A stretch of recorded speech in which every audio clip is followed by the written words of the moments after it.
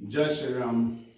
गुरुर्ब्रह्मा गुरुर्विष्णु गुरुर्देवो महेश्वरा गुरुर्साक्षात् परब्रह्म तस्मै श्री गुरुदेव नमः।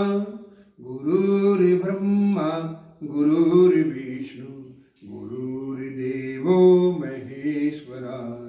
साथियों, जब भगवान श्री रामचंद्र जी का वनवास हुआ था तब आप लोगों सबको पता है कि दशरथ जी की क्या हालत थी, मगर दशरथ जी ने फिर भी भगवान श्री रामचंद्र जी को ऑर्डर दिया कि आप राजा हो, मुझे बंदी बना लो और वनवास को मत जाओ। आपका भी वचन रह जाएगा और हमारा भी वचन रह जाएगा और माता जी का भी वचन रह जाएगा। ये बातें महाराज दशरथ बोल रहे थे और शत्रुघ्न, भरत, लक्ष्मण सभी आदमी ये बातें सुन रहे थे। भरत तो वहाँ पर थे नहीं, मगर लक्ष्मण ये बातें सुन रहे थे। और दशरथ जी बोलते हैं कि आप मुझे गिरफ्तार कर लो और राजा की जो एक पद्धति होती है उसके अनुसार आप राजा हो और सब कुछ कर सकते हो। लक्ष्मण क्रोधित हो गई और क्रोधित होने के बाद में आपको पता लक्ष्मण जी के पास में बहुत गुस्सा था।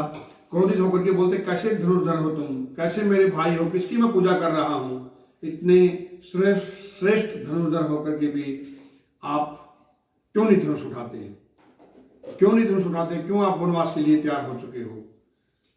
भगवान श्री रामचंद्र जी मुस्कुराए और लक्ष्मण जी की तरफ देख करके बोले कि किस पर धनुष उठाऊं, किसको बंदी बनाऊं, उस माँ को जिसकी गोद में मैं बचपन से सोया हूं, या उस पिताजी को जिन्होंने अपने बालों में कंघा मारते हुए देखा कि एक वाइट बाल है।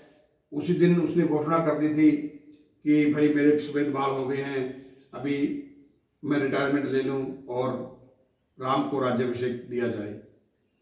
किसके ऊपर हथियार उठाया? या उस भरत को जो मेरे कभी कमरे में भी कदम नहीं रखता है, जो साक्षात एक दैविक रूप है, जो मुझे इतना एक मानता है, किसके ऊपर हथियार उठाऊं? आप बताइए। लक्ष्मण जी शांत हो गए और कुछ नहीं बोले और भगवान श्री रामचंद्र जी लक्ष्मण की तरफ देखते ही रहे। और आज के युग में क्या हो रहा है साथियों, हम लोग राम, जय सिया राम, जय श्री राम, राजा राम, हर चीज बोलते तो हैं मगर उनका अनुकरण नहीं करते।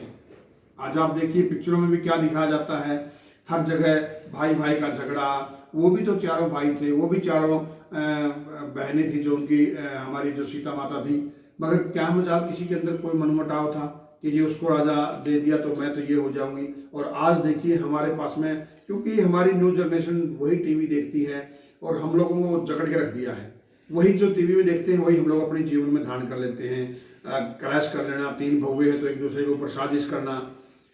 तो अपने आप को बचाना है तो आज हमको आध्यात्मिक होना पड़ेगा। ये जो भगवत गीता जो हमारे सार हैं, जिन्होंने आज इस चीज़ को लिखा गया है, उसको पढ़िए। अगर देखना है तो वो चीज़ें पढ़िए। देखिए कभी कभी आप जब रामायण या महाभारत चलती थी तो पूरा संसार रुक जाता था, कोई भी चूचूबाजी नहीं, कुछ भी नहीं होता था, शांत हो रहता था, सब कुछ थम जाता था, ऐसा लगता था कि जैसे बिल्कुल कुछ हो गया हो। कितना एक अद्भुत चीज था, कितना उसने जोड़ने का काम किया था। चाहे वो हिंदू, मुस्लिम, सिख, ईसाई कोई भी हो, सब आदमी इतना प्यार से रहते थे और एक दूसरे को लिए समर्पित थे, सब आदमी देखते थे।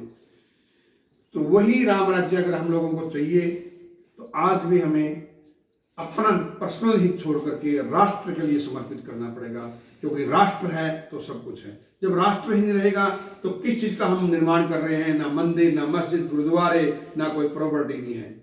तो राष्ट्र के निर्माण के लिए हम सबको जागना पड़ेगा। हम सब, भले ही हमारे पास वर्दी नहीं है, मगर हम सैनिक हैं। सैनिक की तरह सोचिए। अगर हम जिस दिन सैनिक की तरह सोचेंगे, देश अपने आप तरक्की करेगा। तो ये बातें थी आज के लिए। अच्छी लगे तो आगे शेयर करिए, नहीं लगे तो सुन करके अपने बच्चों को जरूर बताइए। वसुदेव कुटुंबकम, पूरा भारतवर्ष अपना है।